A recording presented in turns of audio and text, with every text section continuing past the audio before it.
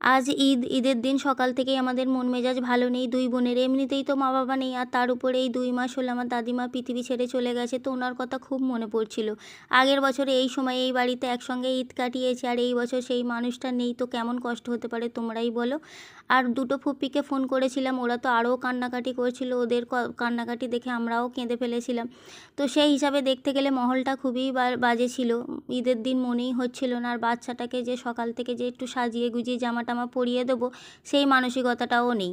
আর তারপরে সবাই বলছিল যে তোরা দুই বোন একটুখানি নতুন জামা তো পরতে পারতিস, তো বোনকে বললাম, বোন বললো আমি একদমই পরবো না। আর সবার কথা রেখে আমি একটুখানি জামাটা পরেছিলাম, নতুন জামাটা পরে বসেছিলাম। আর এমনিতেই বাড়িতে কেউ আজকে আসেনি, আরও ভালো লাগছিল না। দুই বোন এত বড় বাড়িতে একা একা ঈদ মানাচ্ছি, কেমন একটা লাগছে, খুবই খারাপ লাগছে। আর সবাইকে ঈদ মুবারক, সবাইয়ের ঈদের দিন যেন সবাইয়ের ভালোভাবে কাটুক আশা করব। তো চলো নেক্সট ব্লগে আবারও দেখা হচ্ছে।